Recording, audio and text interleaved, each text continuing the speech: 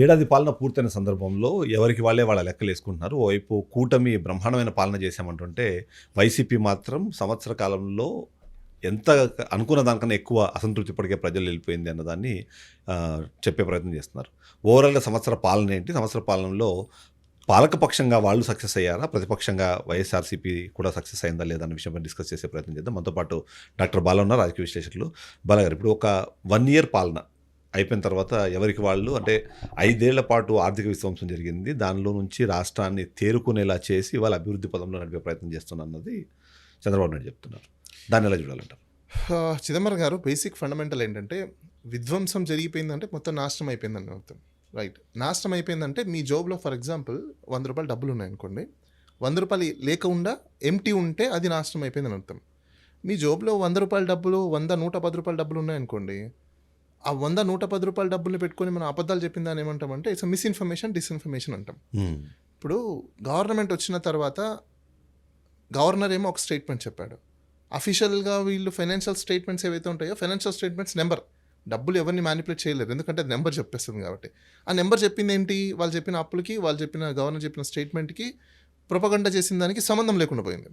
నా ఇప్పుడు వాళ్ళు ఏమంటారంటే గాడిన మేము పెట్టామంటారు. గాడిన పెట్టినప్పుడు అప్పట్లో అప్పులు చేసిన వాటిలో ఎంత తగ్గించారు, అప్పులు తగ్గిస్తే గాడిన పెట్టినట్టు, అప్పు చేస్తే గాడిన పెట్టినట్టు కాదు. అంటే మీరు ఇంకా బురదగుంటలో పడిపోయినట్టు. ఓకే, అది పక్కన పెడదాం. సెకండ్ థింగ్, అభివృద్ధి చెందుతుంది లేకపోతే రెవెన్యూ వస్తుంది అని అనుకుంటే నిజంగా మీరు సక్సెస్ అయినట్టు. గతంలో పోల్చుకున్న దానికంటే రెవెన్యూ ఎంత పెరిగింది ఈజ్ అ క్వశ్చన్. రెవెన్యూతో పాటు sustainable of lifestyle, human లైఫ్లో, డొమెస్టిక్ లైఫ్లో కాస్ట్ ఆఫ్ ఎక్స్పెండిచర్ ఎంత తగ్గింది. కాస్ట్ ఆఫ్ ఎక్స్పెండిచర్ తగ్గాలి, రిసోర్సెస్ని యూటిలైజ్ చేసుకోవాలి, న్యాచురల్ రిసోర్సెస్ని, అండ్ మీ రెవెన్యూ పెంచాలి. ఇది మీరు డెవలప్ అయినట్టు. ఇలా కాకుండా ఓన్లీ మీడియా ప్రొపగండా కోసం, లేకపోతే కొంతమంది వాళ్ళ ఐడియాలజీ అంటే వాళ్ళు చెప్పిందే కరెక్ట్ అని మూర్ఖంగా భావిస్తే your psychological disorder. To be honest, ఇండియాలో 85% అబో, నేను చెప్పింది కాదు, world bank, world economical forum వాళ్ళే చెప్తున్నారు ఇండియాలో సైకలాజికల్ డిజార్డర్ ఫ్యాక్టర్ ఎక్కువ ఉన్నాయి. రీజన్ ఏంటంటే మిస్ఇన్ఫర్మేషన్, డిస్ఇన్ఫర్మేషన్ మీరు మీ ఎజెండాల కోసం స్ప్రెడ్ చేసుకుంటున్నారు. దీనివల్ల మీరు రాబోయే 40 సంవత్సరాలు అంటే ఆల్మోస్ట్ 8 generations మీరు కిల్ చేసుకుంటున్నారు అని చెప్పేసి అని వరల్డ్ ఎకనామికల్ ఫోరమే చెప్పింది. అది నేను చెప్పింది కూడా కాదు. ఎందుకు, ఈవెన్ నేను సర్వే చేస్తున్నప్పుడు కూడా నాకు అర్థమైంది ఏంటంటే ఆల్మోస్ట్ గవర్నమెంట్స్ డిపార్ట్మెంట్స్లో ఏ డిపార్ట్మెంట్లో తీసుకున్నా, ఇండివిజువల్ లైఫ్ స్టైల్లో తీసుకున్నా, డొమెస్టిక్ ఫ్యామిలీస్లో తీసుకున్నా ఈ సైకలాజికల్ డిజార్డర్ ఫ్యాక్టర్ ఎక్కువ ఉంది. సో దీనివల్ల మీకు ఏమైపోతుందంటే గవర్నమెంట్లో మనం చెప్పుకునే అభివృద్ధి లేదు, లేకపోతే సస్టైనబిలిటీ గ్రోత్ లేదు, లేకపోతే న్యాచురల్ రిసోర్స్ని ప్రాపర్ యూటిలైజ్ చేసుకోలేకపోతున్నాం. బట్ ఓన్లీ మీడియా ప్రొపగండా మాత్రమే మనకున్నాయి. సో దాంట్లో ఏ విధంగా ప్రజలు భావిస్తారు అనేది క్వశ్చన్. ఎందుకంటే ఇప్పుడు మీరు చిన్న ఎగ్జాంపుల్ చెప్తాను. ఇప్పుడు నా ఇంటికి ఎలక్ట్రిసిటీ సమ్మర్ సీజన్లో అంటే మార్చ్ నుంచి జూన్ లోపల for example every month 600, 700, 1000 rupees వస్తుంది అనుకున్నాం. అంటే ఆ పాత గవర్నమెంట్లో. కొత్త గవర్నమెంట్ వచ్చిన తర్వాత నాకు దానికంటే తగ్గాలి, ఎందుకంటే యూనిట్స్ మ్యాక్సిమం అంతే కాలుతుంది, అంతకుమించి కాదు. నాకు దానికంటే డబల్ అయిందంటే నాకేమో ఇన్కమ్ అంతే ఉంటుంది. సపోజ్ నాకు 50,000 జీతం అనుకోండి, నా ఎక్స్పెండిచర్ అప్పుడు నేను కరెంట్ బిల్లుకి 1000 రూపాయలు పెట్టేవాడిని, నా జీతం ఇంకా స్టిల్ అదే. బట్ నేను ఈరోజు 1500 రూపాయలు పెట్టాల్సి వస్తుంది. బట్ ఈ యొక్క డిఫరెన్స్ ఆఫ్ డిఫెక్ట్ అనేది ఎవరి దగ్గర తీసుకెళ్ళాలి, ఎవరి జోబులో వెళ్తుంది? That's a biggest question. అది ప్రజలకు అర్థమైతే కూడా నేను చెప్తాను.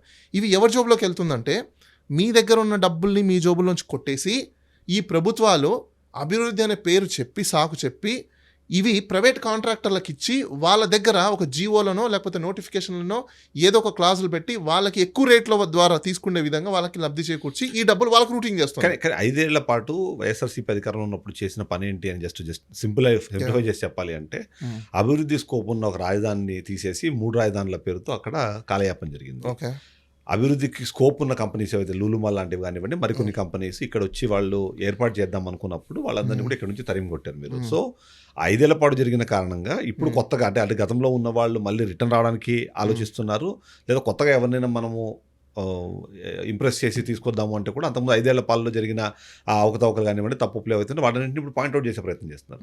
సో అలాంటి సందర్భంలో మేము అధికారంలోకి వచ్చాము, మీరేదైతే అసంతృప్తి అంటున్నారో ప్రజల అసంతృప్తి ఆల్రెడీ ఓట్ల ద్వారా వైఎస్ఆర్సీపీకి చూపించేసింది, మా మీద నమ్మకంతో అవకాశం ఇచ్చినప్పుడు మేము ప్రయత్నం చేస్తున్నాము. చేసే క్రమంలో అప్పుడు చేసిన అప్పులు ఇప్పుడు కూడా ఇంకా మాకు గుదిబండగా మారాయన్నది మరో పాయింట్ చెప్తున్నారు. అభివృద్ధికి ఎక్కడ స్కోప్ అంటే మీకు ప్రీవియస్ అప్పులు గుదిబండగా మారాయంటే మీరు అప్పులు చేయకుండా ఉంటే గుదిబండగా మారవు. మీరు అప్పులు చేస్తున్నప్పుడు గుదిబండ మారడం అనేది ఫాల్స్. నన్ను అడిగితే ఫెయిల్యూర్ సీఎం అని మనం అనుకుంటాను, నేను అంటాను. ఎందుకంటే being as intellectual, being as ఎవరినంటున్నారు మీరు? ద ప్రెసెంట్ సీఎం ఎవరైతే ఉన్నారో he himself the failed because before elections అతను చెప్పింది ఏంటి బేసికల్గా. ఇప్పుడు మన చిన్న ఎగ్జాంపుల్ చెప్తాను. నేను ఒక కంపెనీలో రిక్రూట్ చేసుకుంటున్నానంటే అతన్ని ఫస్ట్ ఇంటర్వ్యూ చేస్తాను. ఇంటర్వ్యూ దేనికి చేస్తానంటే అతని స్కిల్ సెట్ అని కరెక్ట్గా ఉన్నాయా లేదా, ఇతను నా రోల్స్కి పనికొస్తాడా లేదా, నాకు కరెక్ట్గా డెలివరీస్ చేస్తాడా లేదా నేను నమ్ముతాను. స్కిల్స్ని బేస్ చేసుకుని నేను రిక్రూట్ చేసుకుంటాను. అతని గురించి అతను బాగా ప్రొపగండా చేసుకున్నప్పుడు నేనేం బిలీవ్ చేస్తాను, ఓ హీఈస్ అ సూటబుల్ పర్సన్ అనుకుంటాం. వచ్చిన తర్వాత నేను సిస్టమ్ ఇచ్చి పని చేయమంటే పని చేయకుండా ఓన్లీ స్టోరీలు చెప్తూ కూర్చున్నాడు అనుకోండి, మంత్ స్టోరీలు చెప్తూ కూర్చుంటే హీఈస్ అ ఫెయిల్యూర్. అతను వద్దని తీసి పడేస్తాను నేను. ఎందుకు, నాకు ప్రొడక్టివిటీ లేని పర్సన్ని నేను రీసోర్స్ని పెట్టుకుని నేనేం చేసుకుంటాను. సో గవర్నమెంట్ సిస్టమ్ కూడా అలాంటిదే. గవర్నమెంట్లోనే ప్రజలు ఓనర్ లాంటి వాళ్ళు. ఈ ఓనర్లకి ఈయన ఏం చెప్పాడు ప్రొపగండా, నేను తప్ప ఇంకెవరు రెవెన్యూని జనరేట్ చేయలేరు, ఇన్కమ్ సోర్స్ని రెగ్యులర్ చేయలేరు, సో నేను మాత్రం డెవలప్మెంట్ చేయగలుగుతాను, ఇంకెవరు చేయలేరు, నేను అప్పులు చేయను, డెవలప్మెంట్ చేసి రెవెన్యూ బేసిస్ మీద నేను వెరిఫై చేస్తాను అని చెప్పేసి నేను చెప్పిన దాఖలాలు. కానీ ఈరోజు అదే సీఎం ఏం చెప్తున్నారు స్టార్టింగ్లో, నేను భయపడిపోతున్నా, రెవెన్యూ బడ్జెట్ చూస్తే నాకు లోటు ఉంది, నా దగ్గర డబ్బులు లేవు. ఇట్ సెల్ఫ్ నీకు డబ్బులు ఏమైనా నువ్వు ఎందుకు చేయడం ఇంకా అలాంటప్పుడు, నీకు చేత కాదు, you don't know, then don't do it, resign చేసి పక్కకి వెళ్ళిపో, మేము వేరే వాళ్ళని పెట్టుకుంటాం. మేము ఓనర్లు, నువ్వు కాదు, మాకు నువ్వు బెదిరించాల్సిన అక్కర్లేదు. అండ్ ఇంకోటి ఏంటంటే ఇలాంటి ఎల్డర్షిప్స్ వాళ్ళని 60 yearsకి మనము గవర్నమెంట్ జాబ్లోంచి తీసేస్తున్నాం, వద్దు బాబు మీరు అని చెప్పేస్తాను. ఎందుకు, మీ యొక్క drastic of disaster ideology public మీద పడితే అది డెవలప్మెంట్కి ఉండదు. ఎందుకు, డొమెస్టిక్ లైఫ్లో మనం ఒప్పుకోవట్లేదు. మన ప్రజెంట్ ఇంట్లోనే ఈ ఎల్డర్స్ యొక్క మోనోపోలీస్ అని మనం ఒప్పుకోవట్లేదు. ఎందుకు ఒప్పుకోవట్లేదు, బికాస్ వాళ్ళ టైంలో యాపిల్ ఫోన్ లేదు.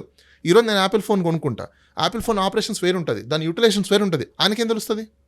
కానీ 14 ఏళ్ల పాటు సీఎంగా చేసి మీరు 14 సంవత్సరాలు చేసిన ప్రభావితం చేయగలిగిన వ్యక్తి, జీరో ఎక్స్పీరియన్స్. మీ ఏం ప్రభావితం చేశారు మీరు? మా తాతల కాలంలో developing of country, developing of the state, మా నాన్న కాలంలో అదే, నేను అదే, నా పిల్లలు కూడా అదే. How many years you take time to do something because you don't no. ఎందుకు నేను చెప్తున్నానంటే I'm a political science and you know I'm a political consultant. నేను ఎన్ని రాష్ట్రాలు తిరిగి ఉన్నాను, ఎన్ని రాష్ట్రాల్లో జనాభా ఎలా ఉన్నారు, ఫస్ట్ ప్రిన్సిపల్ ఏంటి, ఈ పొలిటీషియన్స్ అందరికి నేను క్వశ్చన్ వేస్తున్నా. ఫస్ట్ ప్రిన్సిపల్స్ ఏంటి పాలిటిక్స్లో? Welfare, sustainability, welfare of the human life. Development ఎప్పుడు? After excess of your welfare, then you have to do the development. What is your agenda today? You talk about of development, that cause and that reason say the people, and 20 years ki 15 years ki na visionary no appudu vastundi. But today I am alive, then only I will see that future, right? Today I will be die. Where is my future? So you are not support to me in a present life. So that being saying that you are a visionary. And I will show you one more thing. నేను ఎందుకు psychological disorders అంటున్నానంటే, ఇప్పుడు మీరున్నారు, నేనున్నాను, మనకు language అంటే రాయలసీమ, ఆంధ్ర, తెలంగాణ రకరకాలుగా ఉంది, ఓకే? లేకపోతే తెలంగాణ, లేకపోతే ఆంధ్ర, తమిళనాడు స్లాంగ్స్ మారుతూ ఉంటాయి. ఇప్పుడు మీకు అన్పార్లమెంటరీ లాంగ్వేజ్ కావచ్చు, పార్లమెంటరీ లాంగ్వేజ్ కావచ్చు, ఎవరి దగ్గర నుంచి నేర్చుకుంటాం? అవర్ యాన్సిస్టర్స్ ఆర్ ఎల్డర్స్ నుంచే నేర్చుకుంటాం కదా. సో నన్ను పని చేసే ముందు మనం ఎవరిని పని చేయాలి? ఫస్ట్ ఎల్డర్స్, ఎందుకంటే నాకు తెలియదు ఆ భాష. ఇప్పుడు ఈ పొలిటీషియన్స్ మన ప్రజలకు ఏం నేర్పిస్తున్నారు ఒకసారి చూడండి.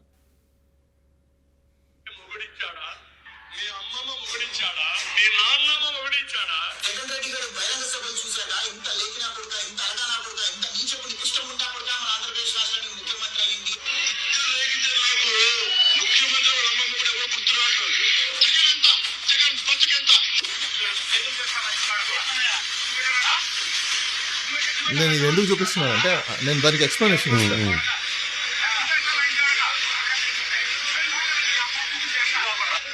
అది మరి భాష.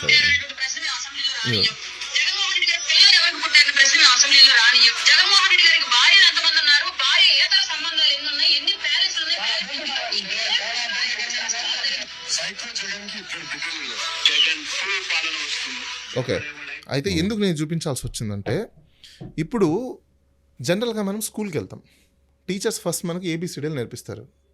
మన హ్యాండ్ రైటింగ్ ఏ విధంగా బేసిస్ ఉంటుందంటే, ఆ టీచర్ నేర్పించే యొక్క దీన్ని బట్టి, కాపీ రైట్ని బట్టి మన హ్యాండ్ రైటింగ్ అనేది మారుతుంది. ఎందుకు మనము నేను కూడా నర్సరీ చదివాను, ఎల్కేజీ, యూకేజీ అని చదువుకుంటూ వచ్చాను. అప్పుడు ఆ కాపీ రైటింగ్ని బేస్ చేసుకుని రిపీటెడ్గా మనం నేర్చుకోవడం వల్ల ఆ ఇన్ఫర్మేషన్ మన బ్రెయిన్లో ఉండి అది మనకు వర్కౌట్ అవుతుంది. ఏంటి, రిపీటెడ్గా నేర్చుకుంటాం కాబట్టి. ఇక్కడ ఇలాంటి నాయకులు, ఇలాంటి వ్యక్తులు రాజకీయాలకు వచ్చి ఇలాంటి భాష మాట్లాడినప్పుడు ఆ భాష గురించి కూడా మాట్లాడదాం. లాస్ట్ 1 year పాలన తర్వాత మీరు ఎలా చూస్తున్నారు? ఎవరికి ఎన్ని మార్కులు ఇస్తున్నారు? అంటే పాలకపక్షంగా టీడీపీ కానివ్వండి, కూటమి పార్టీలకు ఎట్లాంటి ఎన్ని మార్క్స్ ఇస్తున్నారు మీరు? అలాగే ప్రతిపక్షంగా ఆ పాత్ర పోషించాల్సిన బాధ్యత ఉన్న వైఎస్ఆర్సీపీకి ఎన్ని మార్క్స్ ఇస్తున్నారు? ప్రతిపక్షంలో ఉన్న వైఎస్ఆర్సీపీకి కూడా నేను 34 మార్క్స్ ఇస్తాను. It's not pass marks. And ప్రభుత్వంలో ఉన్న ప్రజెంట్ గవర్నమెంట్ కూడా నేను 34 మార్క్స్ ఇస్తాను. It's not pass marks. Both are failures. Why? Because I tell you reason. There are several issues. ఈ పబ్లిక్ ఇష్యూస్ని ఈరోజు మనం గవర్నెన్స్ ఎక్కడ చేస్తాం? రాజ్యాంగం సంబంధించిన దాంట్లో చేస్తాం. చాలామంది ఏం చెప్తున్నారంటే వెలిఫేర్ అనేది ఎవరో ఇప్పుడు వాళ్ళు మాట్లాడిన భాష అంటే నేను ఎందుకు అది వినిపించానంటే ఈ నాయకుల భాష అలా ఉంది. అసలు వెలిఫేర్ అనేది వచ్చింది నాకు రాజ్యాంగం నాకు కల్పించిన హక్కు అని ప్రతిపక్షాలు ఇప్పుడు దాన్ని ప్రసరించడంలో కానీ లేకపోతే దాన్ని ప్రొపగండా చేయడంలో కానీ ఫెయిల్ అయిపోయి ప్రజెంట్ గవర్నమెంట్ ఏమంటున్నారంటే నేనేదో ఇస్తున్నానంటూ మెహర్బానీ చూపిస్తున్నట్టు ప్రజలకు చూపిస్తున్నారు. అది కూడా ఫెయిల్యూరే. రెండు ఫెయిల్యూరే. ఎందుకు ఫెయిల్యూర్ అంటే నువ్వు నాకు కావాల్సిన రైట్ని నాకు రైట్ ట్రయల్గా ఇవ్వకుండా ఈరోజు మెహర్బానీ కింద ఇస్తున్నా అని చెప్పేసి అని నేను అడిగితే నువ్వు నన్ను బెదిరిస్తాను, కేసులు పెడతాను, ఇంకోటి చేస్తున్నానంటే it is a total destructive system. Okay. So 34 వాళ్ళు ఎవరు పాస్ అవ్వాలా? పాస్ అయింది ఎవరంటే ప్రజలు. ఓకే. ఎందుకు అంటే నెక్స్ట్ టర్మ్ ఎవరికి ఓట్ వేయాలనే దానికి ఆలోచించుకోవడానికి ఇప్పటి నుంచే ఈ మధ్యకాలంలో ఒక సర్వే రిపోర్ట్ వచ్చింది. సర్వే రిపోర్ట్ ప్రకారము ప్రస్తుతం ఉన్న ఇప్పుడున్న ఎమ్మెల్యేలు అన్న దాంట్లో మెజారిటీ 40-60% ఆఫ్ పీపుల్ అందరూ ఓడిపోయే అవకాశం ఉంది అన్నది ఒక పాయింట్ చెప్పే ప్రయత్నం చేసింది. సో నిజంగా అలాంటి రియాలిటీలో అలానే ఉందా, లేకపోతే తన ఏదైనా బిజినెస్ పాయింట్ ఆఫ్ వ్యూలో దాన్ని అట్లా ప్రొజెక్ట్ చేసుకునే ప్రయత్నం చేశారా? చిదంబరం గారు అంటే టు బి హానెస్ట్ ఇప్పుడు మీరైతే సర్వే దాని గురించి మాట్లాడారు. 2.5 months బ్యాక్ నాకు కాంట్రాక్ట్ వచ్చింది సర్వే చేయాలని చెప్పేసి అని. బట్ సమ్వేర్ మా బడ్జెట్కి వాళ్ళ బడ్జెట్కి అది సూటబుల్ అవ్వలేదు. ఎందుకంటే ఇండియాలో ఫర్ ద ఫస్ట్ టైం మీకు తెలుసు ఫోరెన్సిక్ ఎలక్షన్ సర్వే అందరూ 5,000 చిల్లర కంటే ఎక్కువ ఎప్పుడు శాంపుల్స్ తీలా. అలాంటిది మేము 2024లో ఆంధ్రప్రదేశ్కి ఒక్కటే ఆల్మోస్ట్ మీకు 15,000 నుంచి 30,000 నియర్ బై శాంపుల్స్ని తీసాం. శాంపుల్స్ అని ఇట్స్ నాట్ స్మాల్ జోక్, చాలా హార్డ్ వర్క్ ఉంటుంది అందులో. అంత శాంపుల్స్ తీసి డేటా పెట్టుకున్నప్పుడే మీకు మార్జినల్ ఇటు అటు ఉంటుందని సర్వేస్ చేసి చెప్పినాం. యాజ్ ఎక్స్పీరియన్స్డ్ పర్సన్గా నేను వాళ్ళు ఏదైతే ఈరోజు రిపోర్ట్ 1 yearలో చెప్తుంటున్నారో it is only for the development of their business propaganda తప్పనించి it is not a truth. Okay. ఎందుకు ట్రూత్ అంటున్నానంటే what is a measure of your first of all your calculating. నేను కూడా చూసాను అతను ఇంటర్వ్యూస్ కొన్ని. అతను ఏమంటాడంటే ప్రీవియస్ ఉన్న జరిగిన పాలన గురించి లేకపోతే ప్రజెంట్ ఉన్నప్పుడు volunteer system something. This is a public information. Okay. It is already available in the public but that's not your data has to be speak. Right. Data ఎప్పుడు స్పీక్ అవుతుంది? 1 yearలో నేను పాలనలో మీరు శాంపుల్స్ తీసామని అంటున్నారు. How can you take the samples? 1 year ఇంకా అవ్వలా, ప్రజలకి కన్క్లూజన్ రాలా. Without coming off the conclusion how data was arrive? So మీ నెంబర్ చెప్పండి. నిజంగానే ఇప్పుడున్న 164 మంది అటు 11 మంది ఇటు అంటే కూటమి 164 ఇటు 11 మంది ఉన్నారు. సో ఎవరికి ఎన్ని అంటే మార్క్స్ కాకుండా ఎంతమంది మళ్ళీ అంటే రిటైన్ చేసే అవకాశం ఉంది? నేను మీకు ఇంకొక 3 monthsలో చెప్తాను. ఎందుకు అంటే already we're under the pipeline. So 2-3 organisations మాకు అప్రోచ్ అయినాయి. We're in the pipeline. ఈ 1 yearలో జరిగిపోయిన దానికి మేము డేటా కలెక్ట్ చేసుకొని ఈ 1 yearలో ఇదేం చెప్పడానికి ఉంటుంది తప్ప అసలు 1 year అవ్వకముందు అంటే ఎలా ఉందంటే ఎగ్జామ్ రాశారు, రిజల్ట్ రాలేదు. రిజల్ట్ రాకముందే ఇక్కడ రిజల్ట్స్ ఆల్రెడీ డిక్లేర్ చేసినట్టు అయిపోయింది. ఇలా మొత్తం 90% వచ్చేసాయి, 80%. How come you say that? అంటే రిజల్ట్స్ నీకు లీక్ అయిందా? ఎలా లీక్ అయింది? Your God? నో, నేను కూడా గాడ్ కాదు. Data will speak. Yes, absolutely what he said right. Data will speak అన్నాడు. Exactly data will speak. But social media data doesn't work out mister. Right. And this Twitter or X or YouTube or Facebook, this data won't work out. అది work out. ఇది నిజంగా work out అయింటే మీరు అన్నట్టు social మీడియాలో బాగా భూమిలో ఉన్న వైసీపీ పార్టీ ఈరోజు ధూమ్ధామ్లో వచ్చి ఉండాలి. ఏమైంది? సో నెంబర్స్ అనేది డిఫర్ అవుతుంది. సో ఓవరాల్ చూస్తే సంవత్సర పాలన తర్వాత పాలకపక్షంగా 34 మార్కులు అలాగే ప్రతిపక్షంగా 34 మార్కులతో ఇద్దరు ఫెయిల్ అయ్యారు. ఓన్లీ ఇక్కడ ఉన్నది అంటే ప్రజలు ఒక్కటే పాస్ అయ్యారు. వాళ్ళు ఎవరికి నెక్స్ట్ ఓట్ వేయాలన్న దానికి సంబంధించిన ప్రిలిమినరీ ఒక ఇన్ఫర్మేషన్కి అయితే వచ్చేసినట్టు, దాని ఒక డెసిషన్కి అయితే వచ్చినట్టుగానే భావిస్తున్నట్టుగా వాళ్ళు చెప్తున్నారు. Thank you.